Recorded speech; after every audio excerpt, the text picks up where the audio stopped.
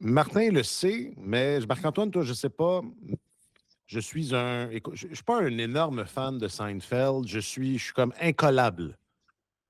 J'ai grandi, j'ai été. Aujourd'hui, Jerry me gosse un peu, il me tape un peu ses nerfs, mais je veux dire, la série Seinfeld, Martin Saint-Louis disait qu'il a vu peut-être l'équivalent des 9 saisons 4 fois. Moi, je suis comme, c'est au-delà de ça, là. Ça passe à la télé, je le regarde encore, des épisodes que j'ai vus 1000 fois. S'il fallait qu'on fasse un quiz, j'ose euh, affirmer que je serais incollable. Et il s'est revenu encore. Et j'aurais aimé ça, c'est ça, si j'avais été, si j'avais été dans la salle de presse quand ça a encore été mentionné. Parce que, bon, pour la petite histoire, Saint-Louis disait hier, ou non, c'était enfin après l'entraînement, quelqu'un lui a demandé comment il faisait pour trouver le sommeil, puis tourner en rond un peu, puis il a fini par dire je regarde les épisodes de Seinfeld. Et aujourd'hui, c'est revenu dans la conférence de presse d'après-match. Puis j'aurais voulu, il y a quelqu'un qui a hurlé, c'était quoi la question? Il y a quelqu'un qui a hurlé Serenity Now, qui est une fameuse réplique de George Costanza, puis c'était tellement bon. Puis genre, m'en serais voulu. Si j'avais été là, j'aurais voulu crier quelque chose de pertinent comme ça, là, puis être bon de même, mais je l'aurais peut-être échappé là, parce que trop excité. Mais bref, je ne savais pas que Saint-Louis était. On partage ça. Et Martin aussi est assez fan. Hein, ou enfin, on parlait. Il me semble qu'on a vu cette conversation-là quand on parlait de Curb Your Enthusiasm, qui est Oui, qui est comment dire, la suite, une genre de suite, non pas officielle, là, mais de parenté avec Seinfeld. Mais on partage ça aussi, cet univers-là, non? oui, et j'espère que ça va lui faire du bien à Martin de regarder ça ce soir. Parce qu'il n'avait pas l'air il avait pas l'air aux oiseaux. Il n'avait pas l'air aux oiseaux après ce match-là. Et dans le vestiaire du Canadien aussi, les gars ça leur ferait peut-être du bien d'écouter un épisode de Seinfeld parce que j'ai senti qu'elle leur avait fait mal, cette défaite-là. Ah ouais? Ne serait-ce que par le langage corporel, le ton. Quand tu mets, tu sais, en séries éliminatoires ou à la pêche, quand tu attrapes le poisson, il faut que, quand il mord à l'hameçon, pour rester dans le thème tantôt, il faut que tu l'embarques à bord de la faut que tu l'embarques à bord de la chaloupe, le poisson. Puis dans le deuxième match à Tampa, le Canadien avait une chance d'embarquer le poisson dans la chaloupe. Ils ne l'ont pas fait. Là, ils menaient 2-0 dans ce match-là. Et ça fait mal de l'avoir échappé. Mais en séries éliminatoires, il ne faut pas avoir de mémoire. Alors, c'est peut-être ça le remède. C'est peut-être ça le remède Mhm. idéal de regarder un épisode de Seinfeld et de rigoler un peu. C'est vrai qu'il était moins badin, Martin Saint-Louis, après le match aujourd'hui. Non pas qu'il l'était, là, le mot est peut-être mal choisi, mais il était quand même assez relax, je trouvais, dans ses interventions depuis. Puis c'était un petit peu plus crispé ce soir. OK, alors ce soir, justement, une occasion perdue, ça va sans dire. Où est le pivot? Et Tampa Bay reprend l'avantage de la glace. Ça, c'est bien, bien important. C'est tellement OK, épisode 506.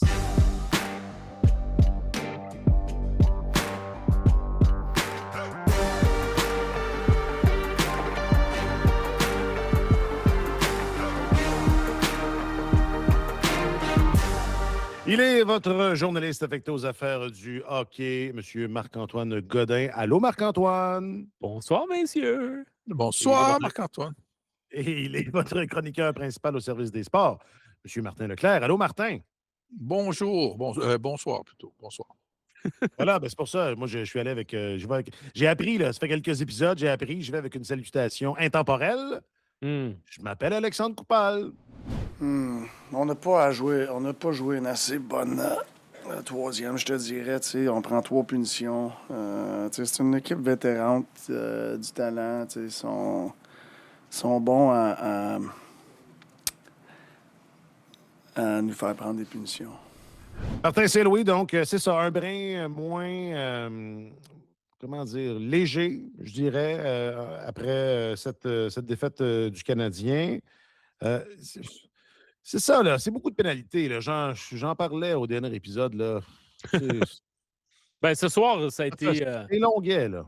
Ouais, ce soir, ça a été vraiment au centre des préoccupations, en tout cas des 21 000 spectateurs qui étaient ici. Il y a un des deux arbitres, Blandina, pas West, parce que West McCauley, on le connaît par cœur, mais Oui. son acolyte. Son acolyte, un monsieur Blandina, c'était son premier match éliminatoire en carrière. Puis des fois, on se demande si certains joueurs vont être à la hauteur du moment, etc. Mais je me suis posé la question de savoir si cet arbitre-là était à la hauteur du moment également. Parce qu'il a été. Il y a eu beaucoup de théâtre, hein? Il y a quelques diplômés du Conservatoire d'art dramatique dans ce match-là ce soir, un peu de part et d'autre. Et j'ai l'impression que M. Blandina est tombé dans le panneau un peu, puis les joueurs des deux équipes, mais surtout ceux du Lightning, l'ont ressenti, puis ça a teinté un peu la façon dont le match a été arbitré. Et ça a mené à des pénalités qui, dans certains cas, n'en étaient pas. Je sais que la pénalité, entre autres, l'une de celles qui a fait jaser beaucoup, c'est celle à Oliver Kapanen, un bâton élevé inexistant sur Dominic James. Mais en tout cas, écoute, il y en a eu de part et d'autre des décisions douteuses. Fait que ça va probablement s'équilibrer. On va passer au prochain appel. Mais ça a joué parce que les unités spéciales ont été beaucoup au rendez-vous encore dans le deuxième match, dans ce quatrième match, Ouais. dis-je. Puis Brandon Hagel qui frappe encore, il est rendu à 6 buts depuis le début de la série. Il est inarrêtable. Qu'est-ce qui se passe, Martin, avec notre LNH? Qu'est-ce que c'est devenu un haut lieu du théâtre? Parce qu'on a très peu, ou pas, enfin, on n'a pas parlé vraiment des autres séries là, depuis qu'on est Ouais. en mode première ronde, mais vous avez vu, comme moi, la troupe de Cole Harbour. Ouais. À la fois Crosby, c'est des images qui n'étaient pas. Remarquez, moi, j'ai pas vu les matchs, là, j'ai vu les extraits. Là, peut-être qu'il y a des choses qui m'échappent, mais on a vu à la fois Crosby, à la fois McKinnon, dans des séquences où est-ce que c'est ça, là. Ils étaient en nomination. Ils avaient l'air d'être en nomination là, pour un grand rôle. Là. La pénalité de Crosby pour avoir embelli Ah, les choses. ouais, exact. Il avait pas reçu un bâton dans le visage, mais écoute, tu m'as posé une question sur le théâtre. Moi, je trouve qu'il y en a de plus en plus dans la Ligue nationale. On a donné un outil aux officiels de pouvoir punir les joueurs qui embellissent la situation ou qui exagèrent, qui ont des réactions exagérées. Et je trouve qu'ils utilisent de moins en moins ça. Et quand ils l'utilisent, c'est toujours en même temps, c'est toujours dans le cadre de pénalités Pour égaliser. simultanées. C'est ça. Ouais. Alors que je pense que ça contribuerait beaucoup à enrayer ça. Ça faisait partie, ça a longtemps fait partie d'une espèce de code d'honneur au hockey, de dire que tu tombes quand vraiment tu te fais pousser, là, mais on en voit de plus en plus des réactions exagérées. Les joueurs, surtout qui vont passer un bâton proche de leur tête, on voit le fameux mouvement de recul. Là, ça, je sais, à l'école d'art dramatique, c'est le premier mouvement que tu apprends, Bien court. semble-t-il, parce que Ouais, c'est ça. Et on en voit de plus en plus de ça. Puis la solution, écoute, c'est de garder ton bâton le plus bas possible parce que tu donnes une chance à l'arbitre de lever le bras.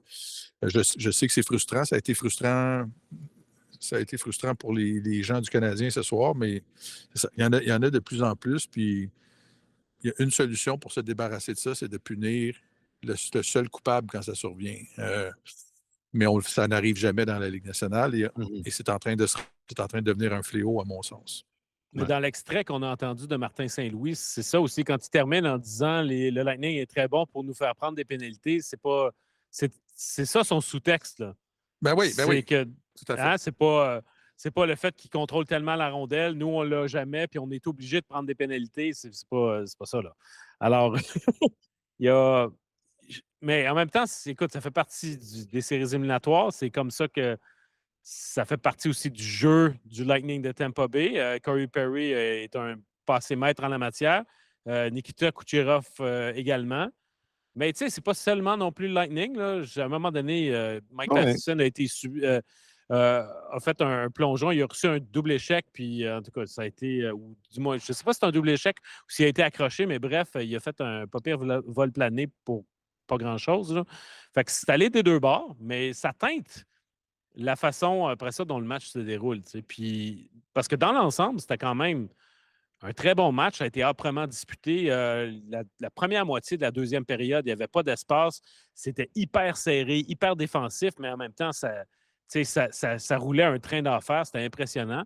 Puis à partir du moment où le premier but du match, celui de Zachary Bolduc, a été marqué, on dirait que là, les vannes se sont ouvertes. Puis le type de match a un peu changé. Mais nonobstant, justement, les théâtralités, on a quand même droit à une belle série jusqu'à maintenant. Ouais. Et quand Slavkovski s'est fait pincer au centre de la patinoire, ça, c'était pas du théâtre. C'était pas du théâtre, puis ça C'était pas de la lutte. a changé.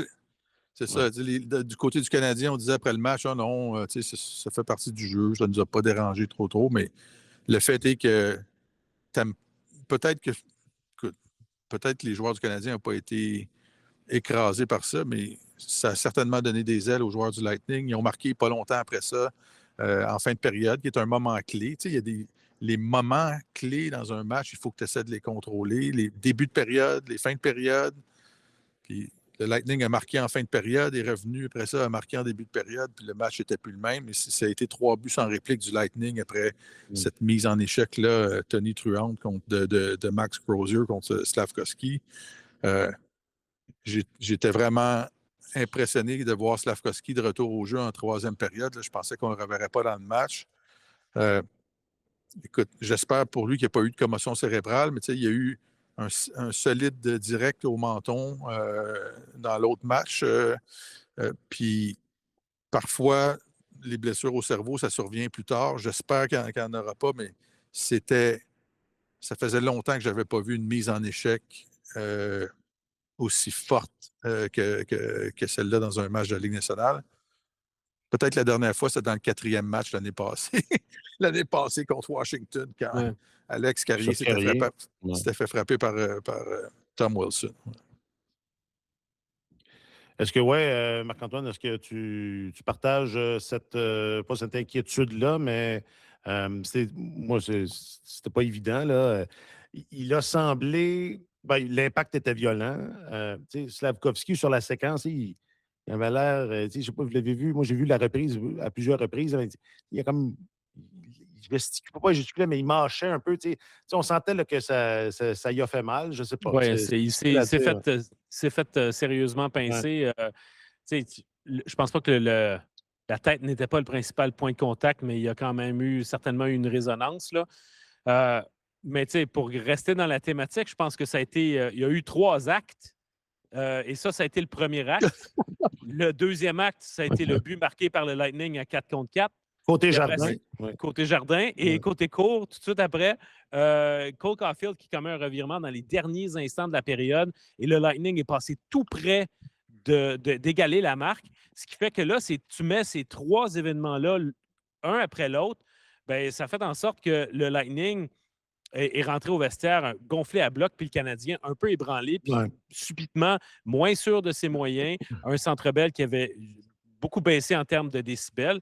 Puis après le match, John Cooper a dit, oui, on a beau dire que 2-0, c'est la pire avance au hockey, mais il dit, moi, je regardais au cadran, puis je me disais 2-0, comment ça fait que c'est pas nous qui est en avance 2-0? Parce qu'on était tout à fait dans ce match-là. Alors là, ils sont retournés au vestiaire en se disant on les a où on les veut. Puis comme de fait, après ça, tu reviens au début de troisième, tu marques très, très tôt. Ça a été un peu le coup de grâce. Par la suite, le Canadien n'est pas vraiment resté dans son match en troisième période. C'est dommage, mais je comprends. Il y a peut-être des gens qui vont tracer le parallèle entre le pivot qu'a représenté le coup de Wilson sur Carrier l'année dernière. On sait comment ça a fait basculer le match et la série. Je ne suis pas sûr que ce soit seulement le coup de Crozier sur Slavkovski qui a fait basculer le match d'aujourd'hui, mais c'est clair que ça, visuellement, c'est évocateur, puis ça fait partie justement de cette séquence-là qui, à mon sens, a vraiment redonné du momentum au Lightning, puis ils ne l'ont pas vraiment perdu par la suite. Un instant, non, c'est pas vrai. Ils l'ont perdu une fois. Ils l'ont perdu quand le Canadien a réussi à éliminer un 5 contre 3 de 1 minute 11. À ce moment-là, je pensais que le Canadien allait finalement retrouver des ailes parce que c'est très souvent une équipe qui réussit à éliminer un 5 contre 3 ou le balayer avec succès finit par gagner le match. Mais alors, je me suis dit, ah, tiens, là, ça devrait porter le Canadien pour le reste du match, mais ça n'a pas été le cas. C'est un parallèle intéressant, la mise en échec sur Slavkovski avec celle sur Carrier l'an passé. Mais moi, j'en reviens pas à quel point ces deux. Depuis le début de cette série-là contre Tampa Bay, moi, j'ai des moments, tu sais, on était tous d'accord, je pense, pour dire que ça allait être une série qui allait être longue. Et on s'enligne, ça s'enligne comme ça. Mais moi, il y a vraiment des moments dans certains matchs où je me dis, ah, peut-être pas finalement. Tu sais, il y a des moments où je trouve que le Canadien donne très peu, réussit à se créer des chances. On en a parlé précédemment. J'avais de la difficulté à comprendre l'approche de Tampa Bay qui voulait jouer un peu les matamors, même si tu sais, le Eagle sur Slavkovski, est-ce que c'était quoi? C'était le match numéro 2. Ça a semblé faire tourner le match. Aujourd'hui, la mise en échec de Crozier sur Slavkovski, ça a semblé faire tourner le match. Donc, peut-être que cette attitude belliqueuse-là, finalement, ça les sert, là, malgré l'impression que j'en avais. Mais reste que et la façon dont on en parlait du côté du Lightning après la victoire ce soir, tu sais, j'ai l'impression que c'est le Lightning qui est l'équipe qui est une équipe qui court après le Canadien plus que l'inverse. Alors que l'an passé, tu sais, c'était clairement Washington là, qui était l'équipe à battre et que le Canadien essayait tout ce qu'il pouvait un peu là, pour s'en tirer, non? Oui, mais tu Ouais. sais, vas-y, Marc-Antoine, vas-y. Ben, c'est parce que, écoute, je regarde la feuille de match. Là. Le Canadien a fini avec 50 mises en échec. Caden Gaulier, à lui seul, en a administré 11. Fait que, est-ce qu'on peut dire que c'est le Lightning qui court après le Canadien? Je pense que le Canadien aussi est plus que content d'essayer de donner le ton de manière physique. Je pense que ça l'a bien servi, surtout en première moitié de rencontre. Gaulier, évidemment, Josh Anderson, comme d'habitude, ont contribué à amener le Centre Bell puis à amener toute l'équipe dans la bataille avec eux. Puis je dirais aussi que Nick Suzuki a joué l'un de ses matchs les plus physiques depuis très longtemps. Non seulement par ses mises en échec, mais à un moment donné, il y a eu un contact dans le fond du territoire sur Darren Radish qui a forcé Radish à se débarrasser du disque. Ça s'est retrouvé dans la foule. Avantage numérique aux Canadiens. Fait que c'est peut-être pas une mise en échec tonitruante de la part de Suzuki, mais c'est du jeu physique qui se convertit en une attaque à 5 pour le Canadien. Il s'est retrouvé au centre de plusieurs mêlées. Moi, honnêtement, Suzuki, j'ai trouvé extrêmement engagé ce soir. Fait que, tu sais, l'aspect robustesse est allé des deux côtés vraiment. C'est juste que le coup d'éclat est encore du côté du Lightning, mais je trouve que c'est comme s'ils ont. C'est peut-être eux qui ont sorti le gros uppercut, mais le Canadien a donné des jabs passablement dans ce match-là. Ouais. Puis, c'est une série serrée. Le corps, les avantages, les unités spéciales ont eu un rôle important dans ce match-là, mais à 5 contre 5, on dirait que c'est immuable depuis le début de la série. Là. Il n'y a pas d'espace de part et d'autre.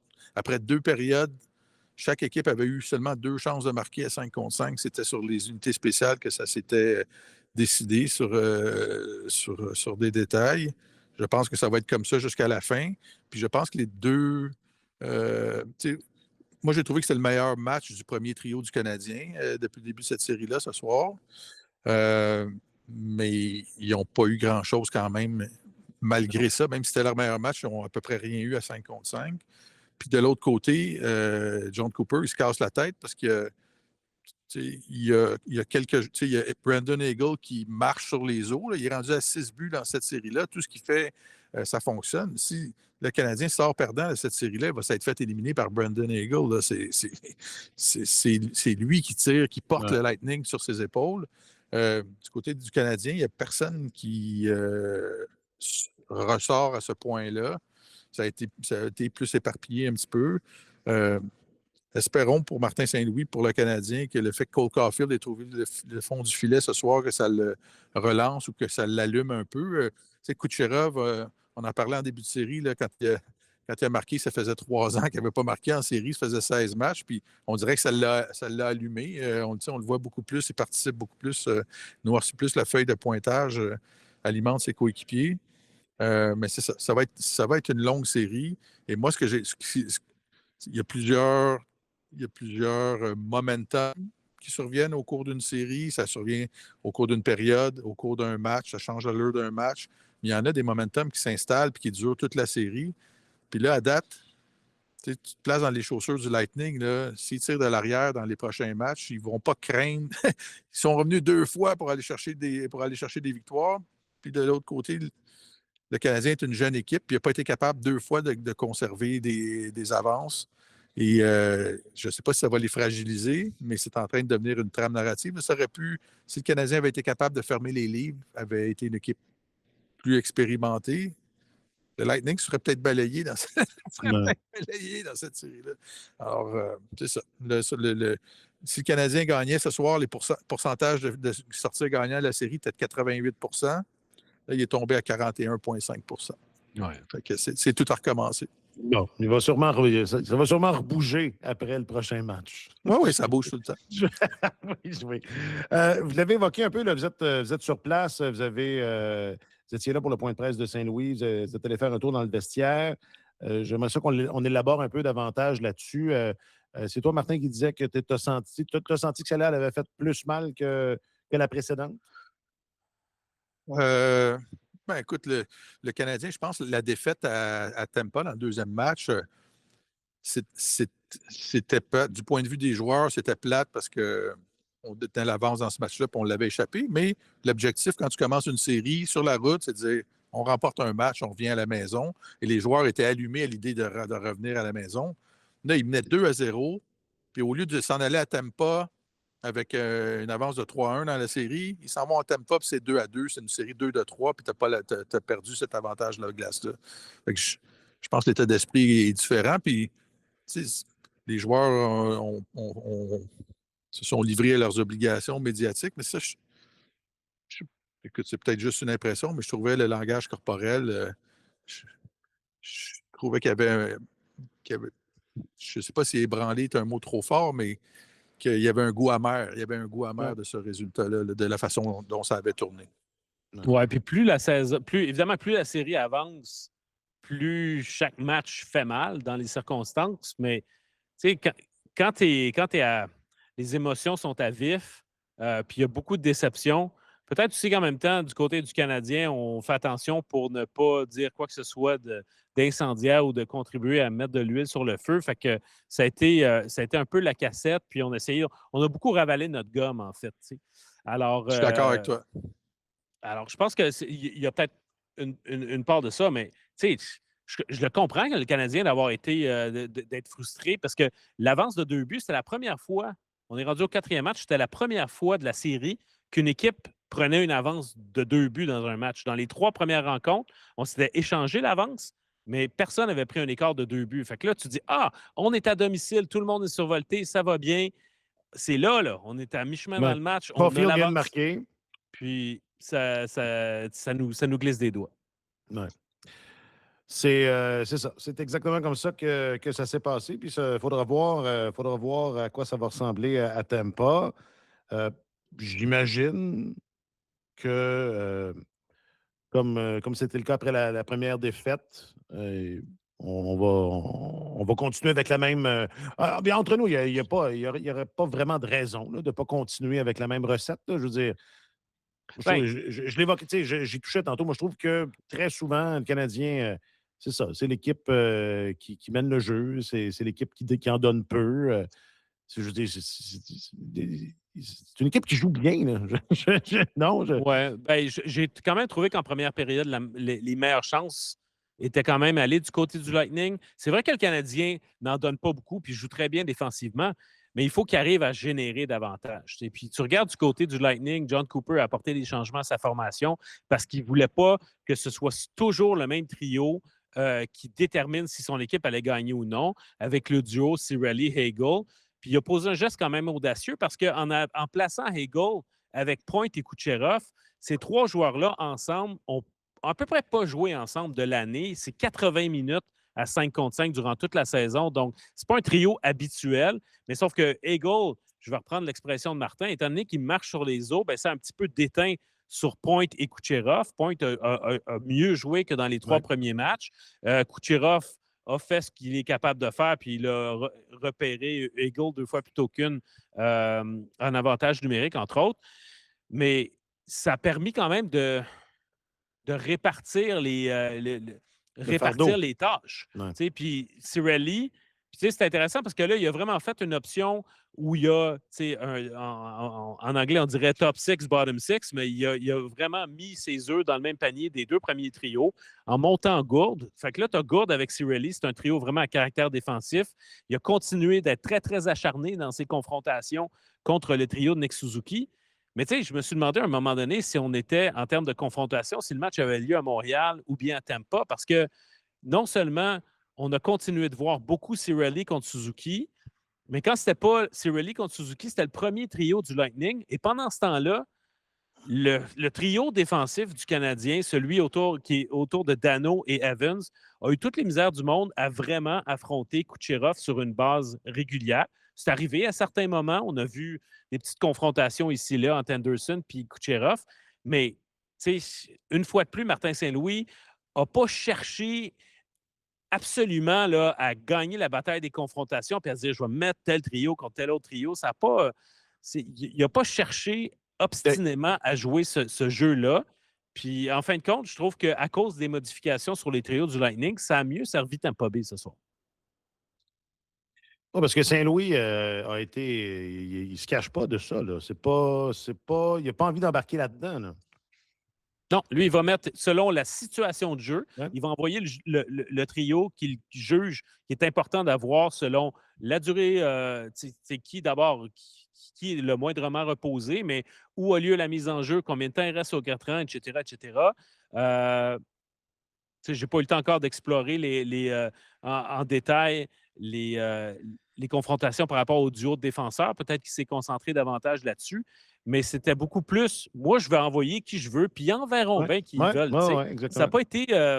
c'est ça. Fait qu'il n'a pas cherché à se soustraire constamment, mais sauf que dans l'intervalle, je pense que ça a souri au Lightning parce que c'est le Kucherov, Eagle et Point ensemble ont quand même posé des problèmes aux Canadiens qui, lui, se retrouve un peu dans une situation analogue, c'est-à-dire que c'est un trio qui doit d'abord et avant tout fonctionner si on veut augmenter les chances de gagner.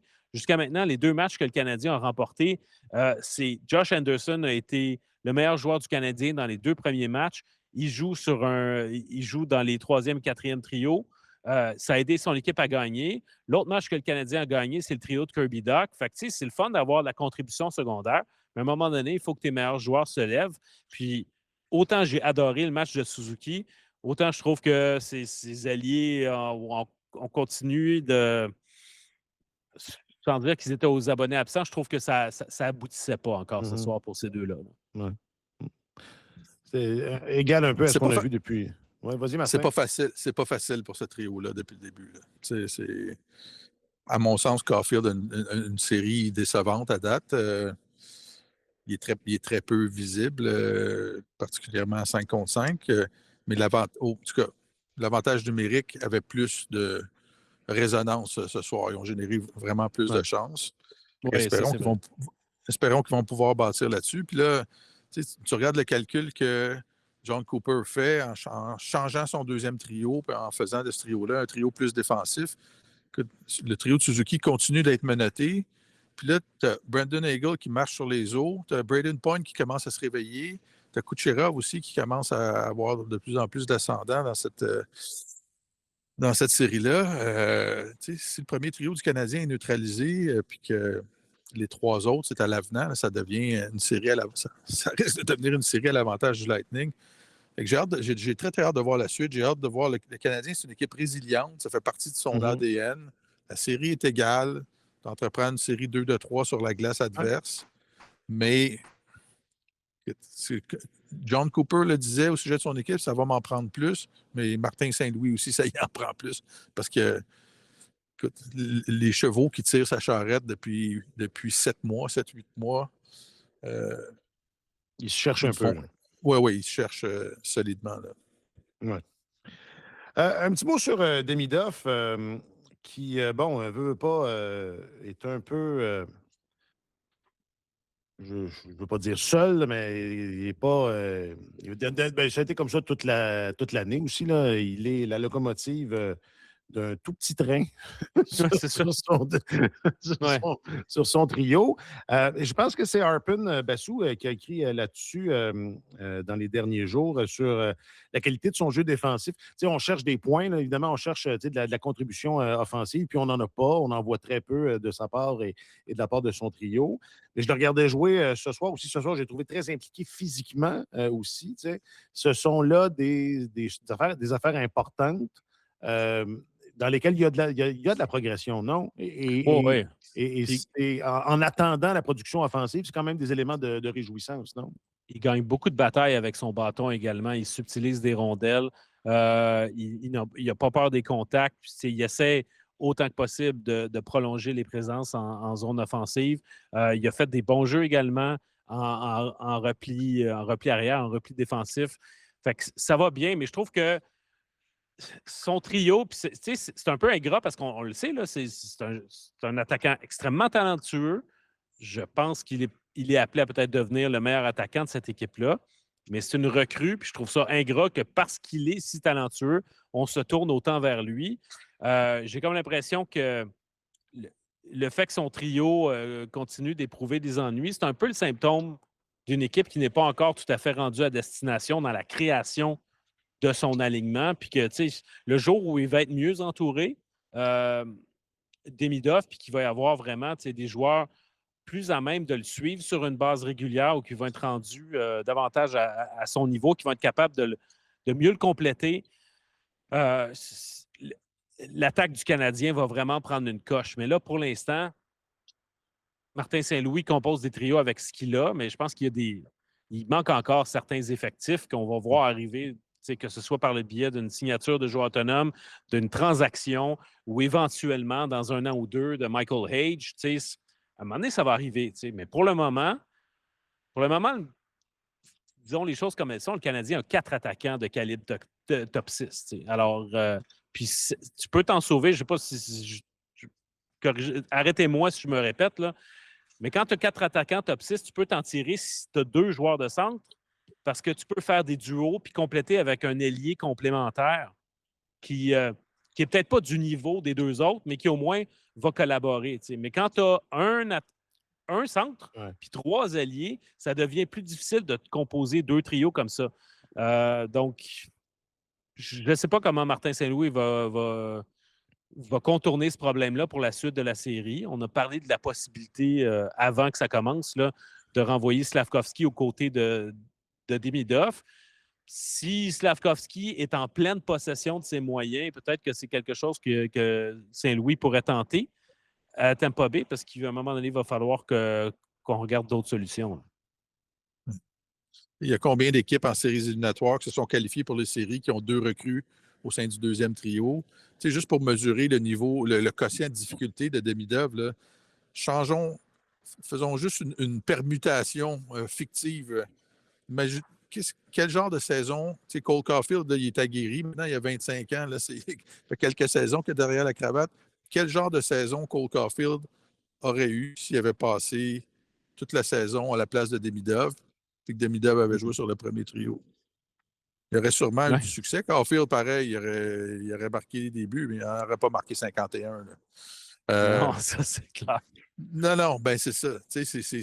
C'est un joueur de 20 ans, c'est un attaquant recru qui vient de terminer sa première saison complète dans la Ligue nationale, calendrier compressé, etc. Là, tu arrives avec le niveau d'intensité. L'année passée, il est débarqué juste avant les séries, l'adrénaline et tout ça. Mais c'est ça.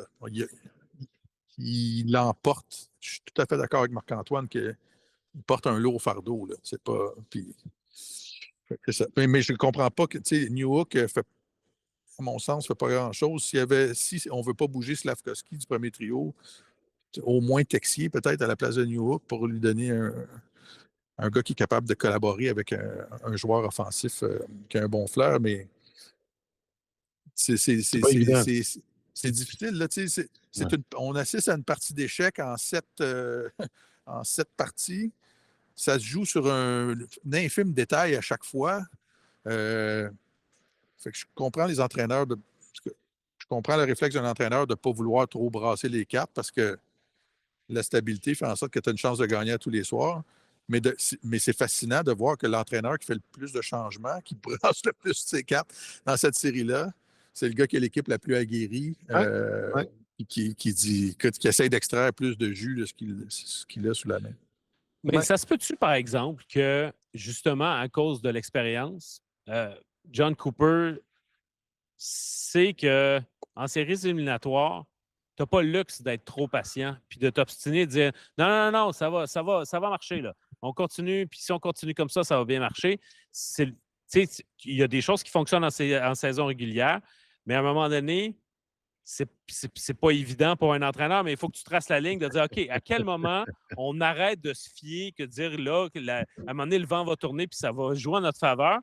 Puis accepter le fait que, hey, la série dure 7 matchs, puis même si on a été super bon en saison régulière, puis même si je regarde individuellement chacun de ces gars-là, puis j'aime ce qu'ils font, le résultat n'est pas au rendez-vous. T'sais, on a posé la question à Martin Saint-Louis hier par rapport au processus, puis c'est peut-être avant-hier, processus versus résultat, puis il n'a pas l'air de...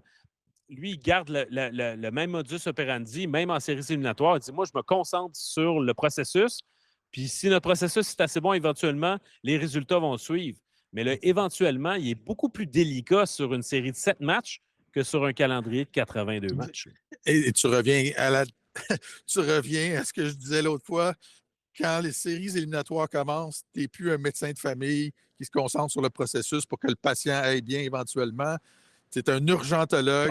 Et s'il faut que tu coupes une main ou il faut que tu enlèves un rein, mais c'est plus que Cooper fait dans cette série-là.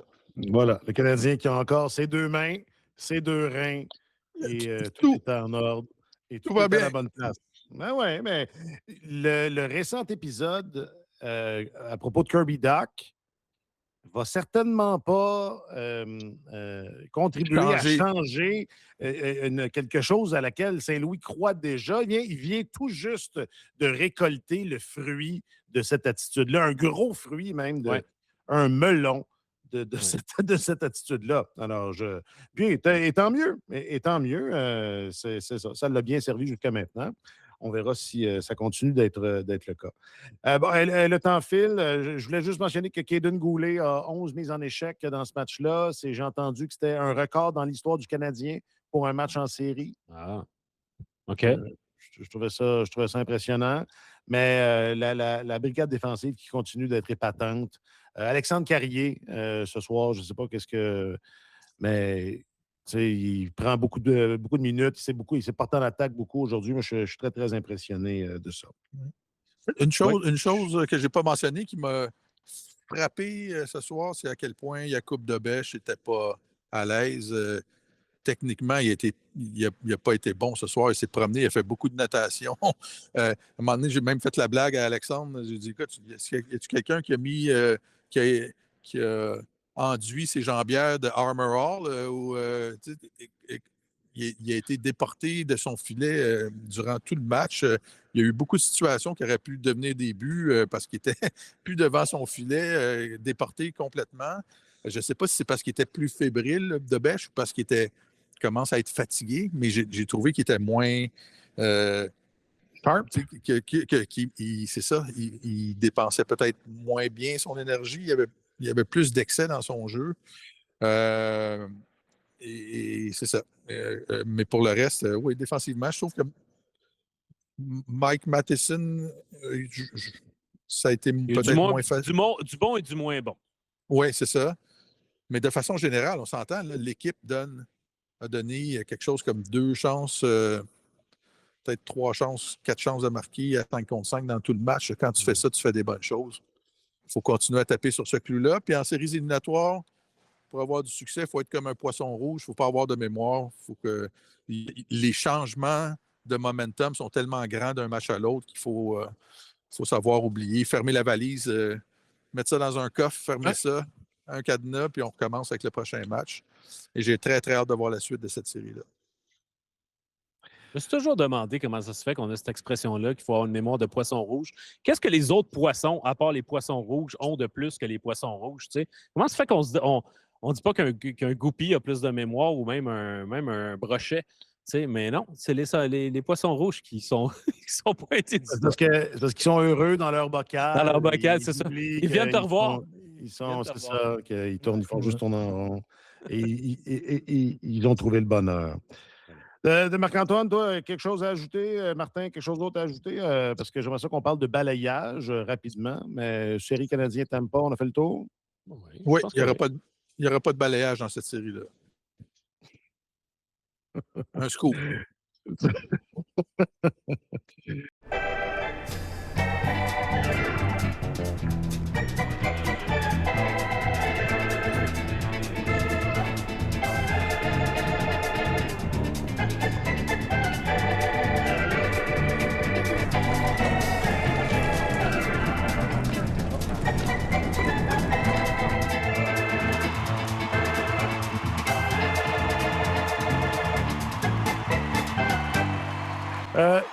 Je pensais pas que la première ronde des séries de la LNH, c'était la première ronde la plus excitante, là, puis que c'était des batailles à la vie, à la mort. Déjà deux balayages, dont un plus près de nous, celui des Sénateurs d'Ottawa.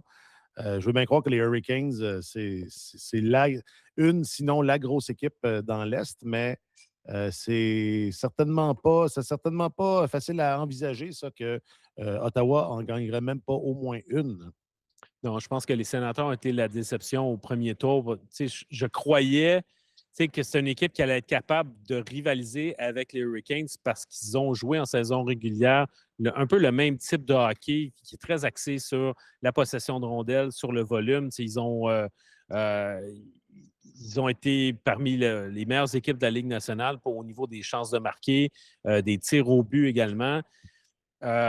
Puis pourtant, ce qui fonctionnait pour eux en saison régulière a complètement cessé de fonctionner. Leurs gros canons offensifs se sont tus. Puis ce qui est ironique aussi, c'est que leur gros problème ça a été devant le filet cette année. Linus Ullmark a donné un mauvais but dans le premier match, mais par la suite, il a été très, très bon.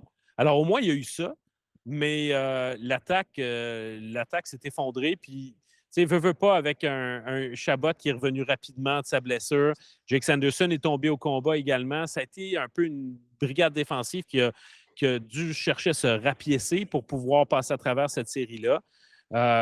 Puis au milieu de tout ça, tu as Brady Tkachuk qui a jeté les gants au début d'un match. Je ne sais pas trop avec quelle intention, mais ça n'a certainement pas servi son équipe. Non, c'est un résultat décevant du côté des Sénateurs. Ouais. Moi, je crois beaucoup au momentum. Je ne parle pas des séries éliminatoires, mais de l'air d'aller qu'une équipe peut aller chercher dans le dernier droit de la saison. Je pense que ça se transpose.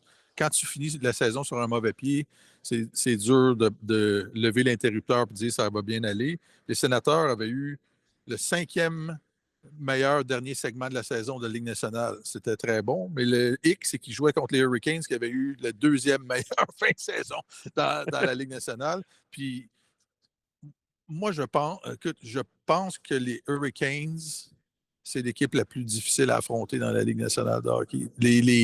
L'Avalanche du Colorado est peut-être l'équipe la plus talentueuse. Ils ont le meilleur défenseur au monde. Ils ont McKinnon. Ils ont une ligne de centre qui va faire pleurer si tu joues contre eux. Mais les Hurricanes, leur système de jeu fait en sorte que c'est très difficile de trouver du momentum dans un match, de posséder la rondelle. Ça fait plusieurs années qu'ils pratiquent ce système-là. Logan Stankoven a pris du galon. Il a pris beaucoup d'ascendant offensivement dans cette équipe-là. C'est ça. Écoute, je pense que les Sénateurs sont tombés sur la meilleure équipe de l'Est, une équipe aguerrie, puis l'équipe qui est la meilleure de la Ligue nationale en possession de rondelles. Fait qu'il y avait pas... C'était difficile de trouver une réponse contre ça. Moi, je ne donnais pas cher de leur peau avant que ça commence. Je ne suis pas vraiment surpris du résultat. Bon, puis les Kings, ça intéresse qui? Ça intéresse qui, les Kings? Il y a quelques années, c'est Daryl Sutter qui avait dit ça va être un gaspillage de 8 journées, parce qu'il savait que son équipe s'en allait à l'abattoir. Ben, je pense que les Kings, l'édition de cette année, savaient très, très bien que ça allait être une énorme commande que de battre l'Avalanche du Colorado. Ils n'auraient pas pu espérer, ils n'auraient pas pu choisir une pire confrontation que celle-là. Ils ont été déclassés. C'est dommage que la carrière d'Andrzej Kopitar se termine de la sorte. Mais là, écoute, pour une fois qu'ils ne jouaient pas contre les Oilers d'Edmonton, il a fallu qu'ils affrontent l'Avalanche du Colorado. Et là, ça fait en sorte que ça fait 5 années de suite que Brett Kulak élimine les Kings de Los Angeles. Voilà. Alors, si vous vous Wow. demandiez où était rendu Brett, il est rendu au Colorado. Radio Colorado. Je me le Ben demandais ouais. pas, mais c'est un bon, c'est un bon Ben ouais, il a rappel. été échangé contre Samuel Girard. Ouais. Le seul espoir des Kings, c'est que Kulak soit échangé dans l'Est l'année prochaine. C'est ça. Ils vont travailler là-dessus. Ça passe par lui. Ils vont travailler Ça là-dessus passe cet pas, été. lui. C'est le Ouais. premier chantier. C'est le premier chantier cet été. Faire en sorte que Kulak change d'association. Bon, ben les gars, merci infiniment. Vous êtes des vrais bourreaux. Vous êtes des chevaux de trait, vraiment. Vous avez toute notre gratitude et notre admiration. Martin Leclerc, je rappelle que tu es notre chroniqueur principal au service des sports. Lâche pas. Messieurs, ça a été un peu bonheur encore une fois. C'est une drôle de formule comme ça. On est sur la passerelle. J'ai l'impression qu'il baisse la température à moins 2 degrés après les... Il fait un peu froid. C'est assez... c'est un grand espace et tout ça, mais c'est le fun. On est ensemble pareil. C'est le fun. On est virtuellement, parce que Oui, si oui, j'étais mais près oui. de toi, tu aurais moins froid. Je me collerais pour me réchauffer. Je peux te dire ça, il fait froid. J'ai Ouais. froid en ce moment. Avec ta légendaire toison. Non, puis comment dire, je dégage beaucoup. Marc-Antoine Godin. Ah. Non, mais Ah ouais, hein? Ouais, oui. Ouais, c'est good. C'est bien d'être conscient. Penses-tu? Je rappelle, Marc-Antoine, que tu es notre journaliste affecté aux affaires du hockey. Hein? Oui. Ah. Lâche pas. Ça va Oui. bien. Lâche pas. Continue, change rien. Continue ça comme ça.